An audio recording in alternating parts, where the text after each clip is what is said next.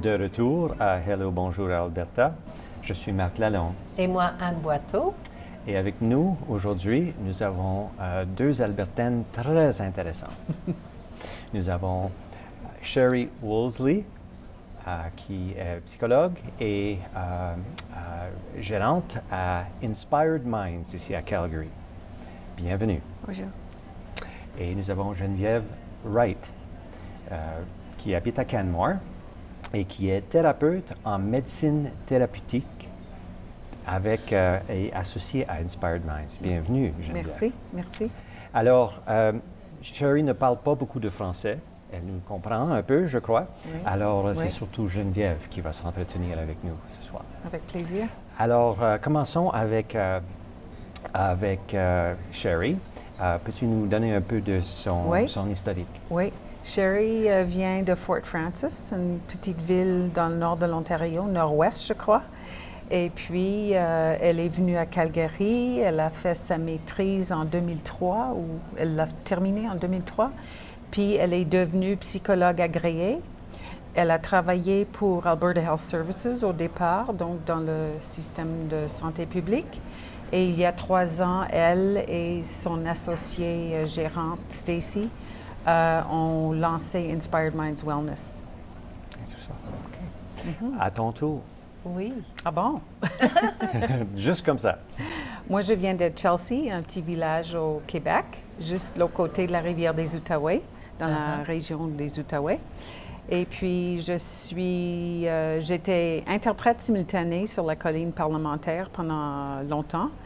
Et ensuite, je suis venue m'installer à Canmore. Pourquoi? Puis, trop de stress, hein, dans l'interprète? Il y a pas mal de stress. Pas mal de stress, c'est fort intéressant aussi. Oui. Ouais. Et puis, donc, j'ai élevé ma famille à Canmore. J'ai 2 enfants adultes. Et puis, il y a 10 ans, je suis retournée aux études parce que la santé, le bien-être m'a toujours intéressée.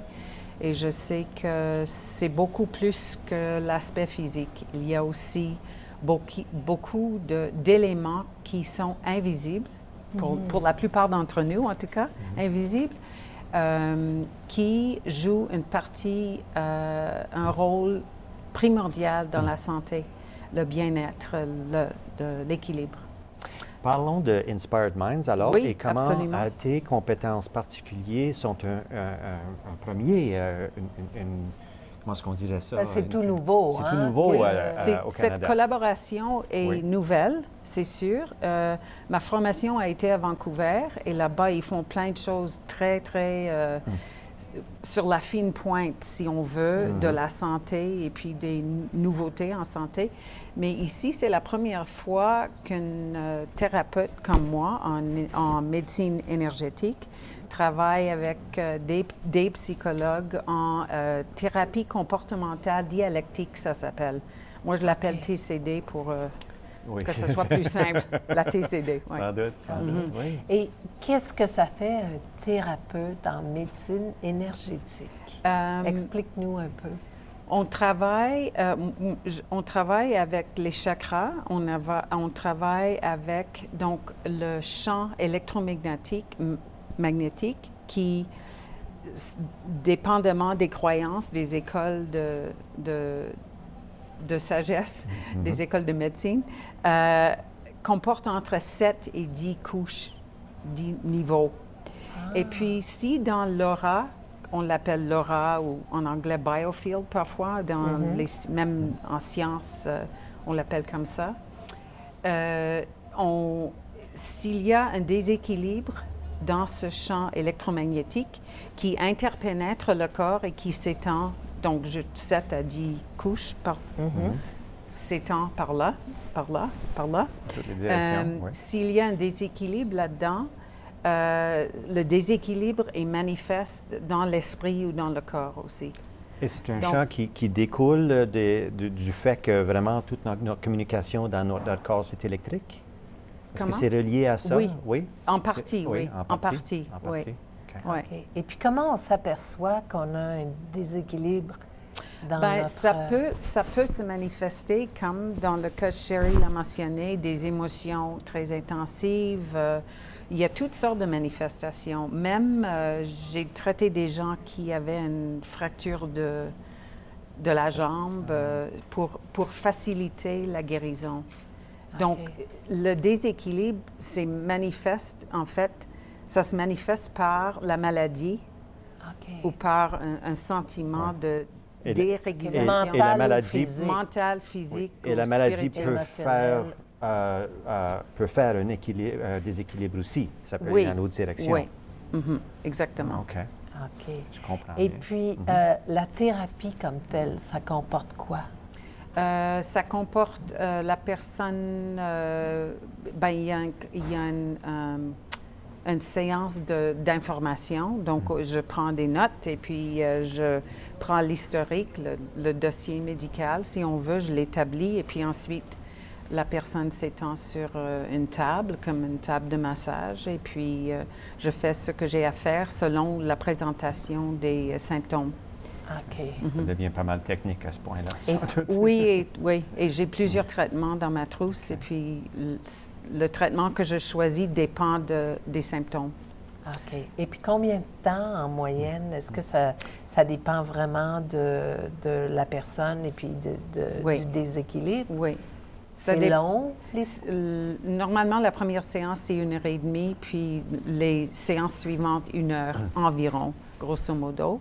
Et puis aussi parce qu'on travaille dans un environnement de collaboration, souvent, donc j'en aurais parlé avec Sherry ou Stacy ou d'autres thérapeutes, puis j'aurais une idée donc de ce qui se passe chez le client. Et les différentes thérapies vont être jumelées où ça fait du sens pour résoudre le problème. Oui, le plus important, c'est le client.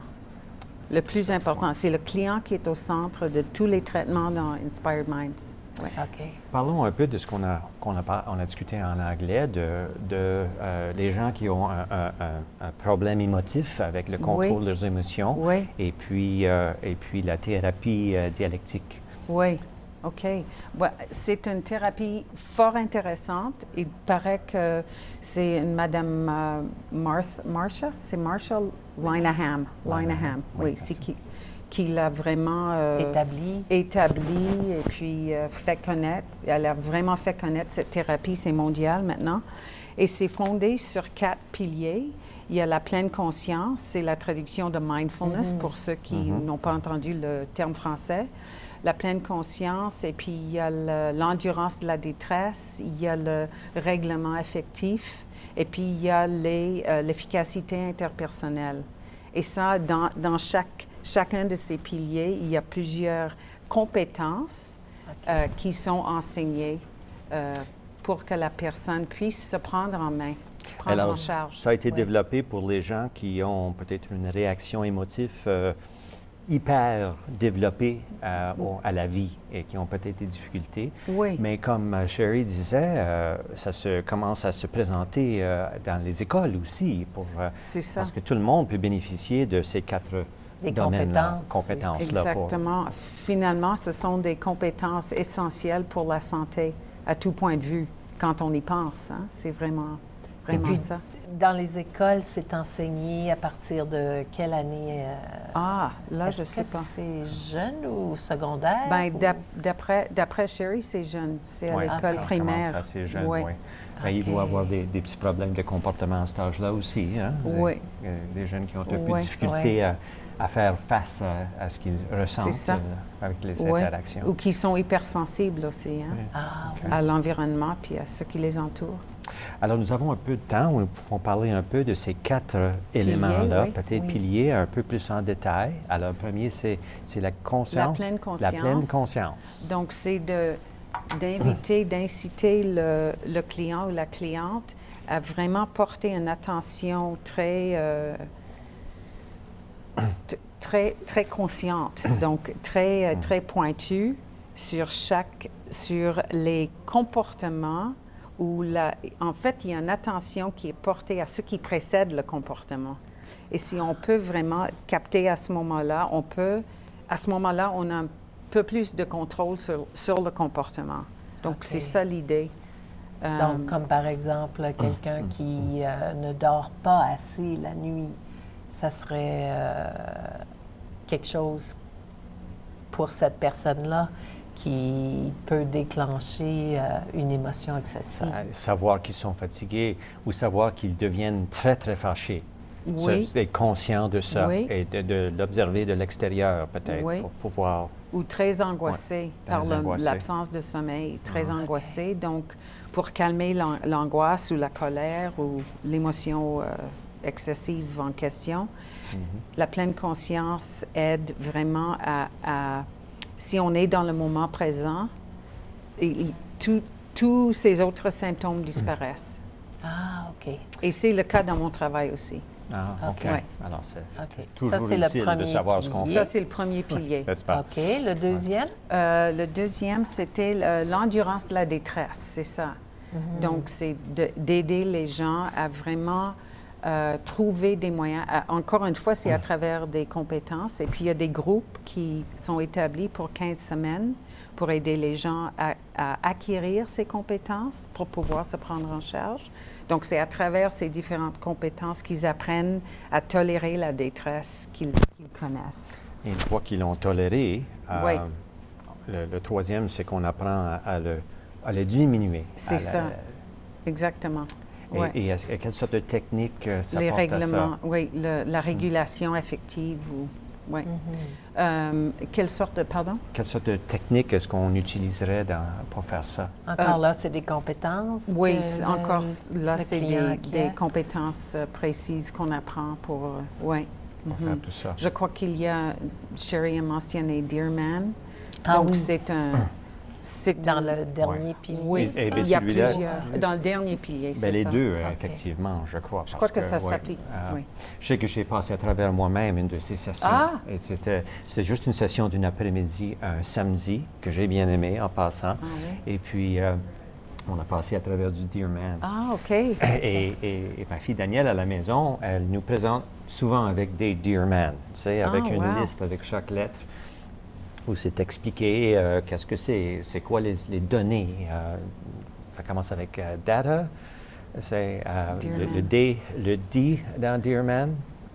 Describe. Alors, on décrit la décrit, situation. OK. Et ensuite, il y a des étapes on prend pour se calmer, pour avoir le contrôle de ce qu'on Ça fait. oui. Et puis de suggérer une solution à quelqu'un, leur demander de... Il nous reste plus tellement de Ah, temps, non. mais Ça, une question. Oui. Est-ce que les coûts de cette thérapie-là sont couverts par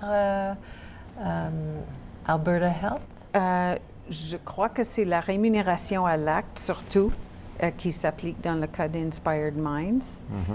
Certaines personnes ont une couverture par les assurances. Ah, OK. Et puis, ça, il y a ça, certains qui sont renvoyés par leur médecin Et aussi. Ah, OK. un dernier mot, c'est que les gens peuvent se référer eux-mêmes Absolument. ou à travers d'un médecin. Absolument. En tout cas, je oui. vous remercie, mesdames, infiniment. Thank you so much for joining us, Sherry Wosley et Geneviève Wright. De rien. Merci aux bénévoles qui font l'émission possible et merci à vous. À la prochaine.